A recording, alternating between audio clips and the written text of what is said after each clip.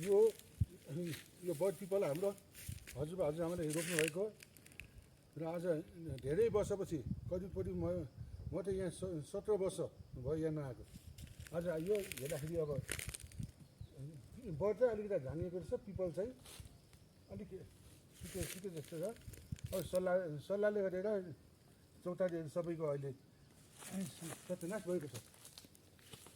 पहिले कति मटो हुन्थ्यो, यो बाटो हिँड्नेहरू यहाँ आएर छारीमा बसेको देखिन्थ्यो। अहिले अब रुख अब यो बाटो पनि भएन, गाडी चल्न थालेपछि यो बाटो पनि खासै बढेको हुन छोड्यो। नभए पहिले यता टुनीबटे च्यान डाँडातिरबाट यही बाटो आइन्थ्यो र यहाँ शीतल खानालाई यहाँ बसिन्थ्यो। रुख पनि एकदम सल्लाएको थियो।